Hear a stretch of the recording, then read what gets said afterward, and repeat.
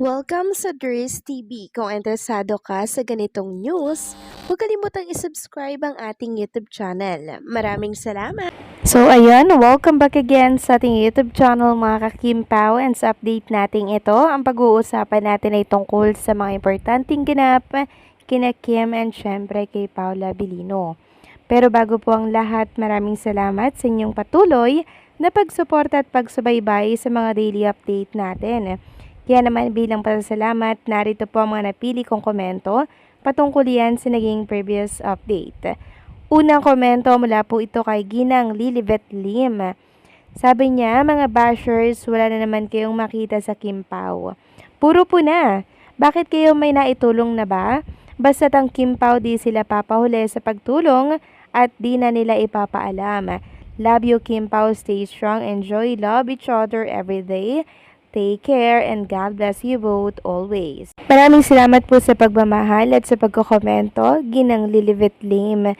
Tama po kayo, panay pagpuna na lamang po ang binabato kay Kim and kay Paula Abilino sa pagtulong na ginawa po nila dito sa Cebu.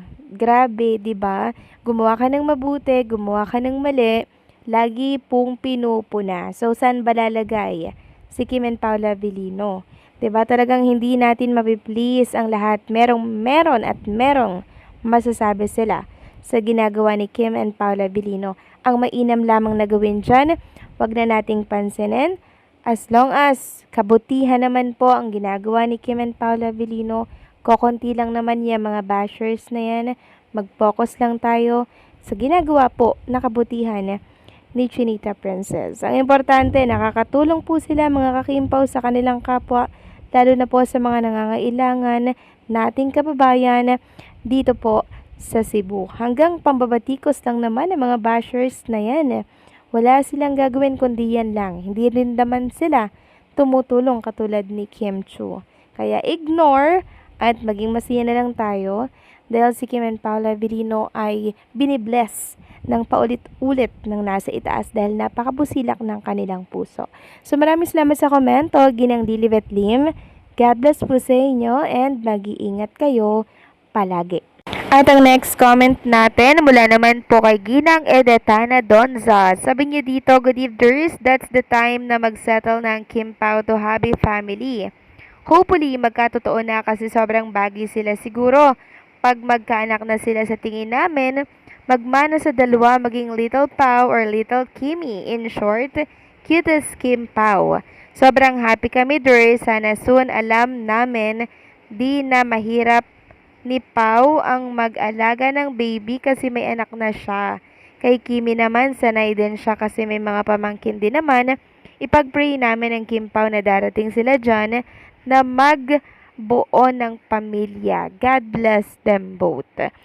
Thank you so much po sa komento, Ginang Edetana Donza. Yes po, it's time. Mag-settle na po si Kim and Paula Abilino to have their family. Kasi alam naman natin na hindi na po sila bumabata, 'di ba?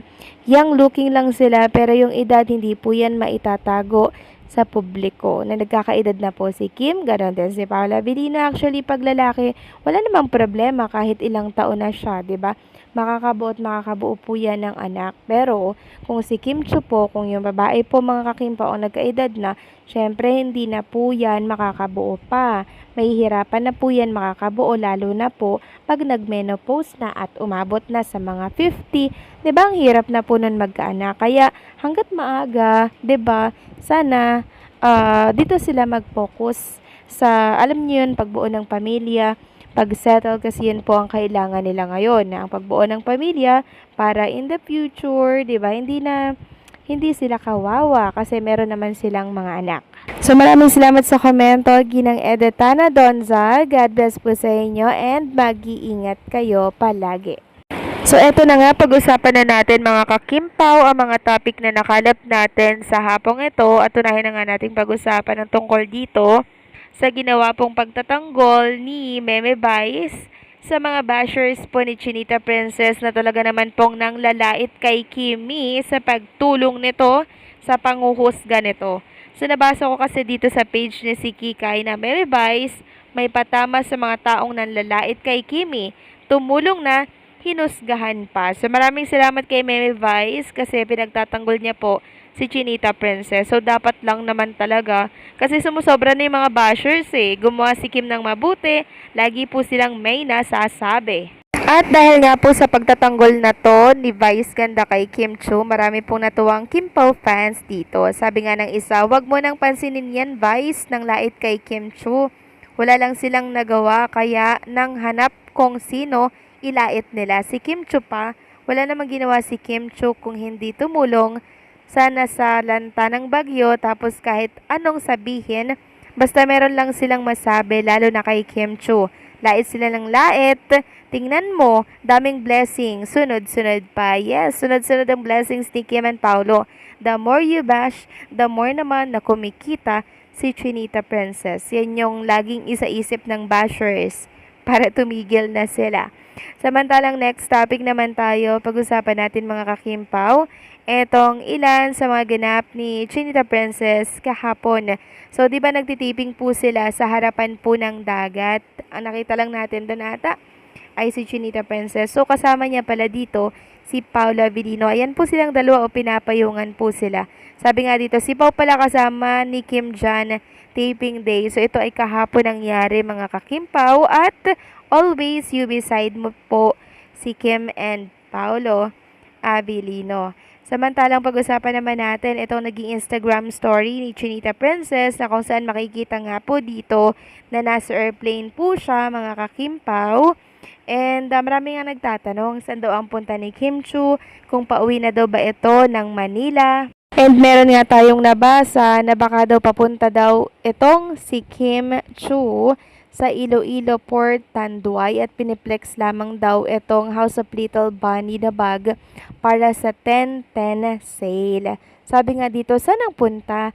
Day off ngayon sa taping, bukas pa mag-resume. So kung day off ni Kim Chu sa taping niya and si Paula Vilino, saan yung punta, 'di ba? Marami nga nagtatanong kung kasama daw ba si Paula Vilino sa Iloilo, ano daw ang gagawin doon, at kung ano-ano pa pong mga katanungan ang nababasa ko po dito. So malalaman natin 'yan siguro maya-maya mga kakimpo kung saan ang punta ni Kim Chu dito or kung kasama ba si Paula Avellino at kung pupunta nga ba siya sa Iloilo mga kakimpo kasi may resume pa ng taping bukas, sabi dito sa comment. So, ibig sabihin, hindi pa siya pauwi, mga kakimpa. Well, malalaman natin yan mamaya. Mag-update na lang po ako sa inyo nang sa ganun ay malaman ng lahat kung makikita na ba siya sa Showtime or hindi pa. Kasi namimiss na po siya ng lahat ng kapamilya dito po sa noontime show na Showtime. So, anong sa inyo dito mga kakimpaw? Please comment down below.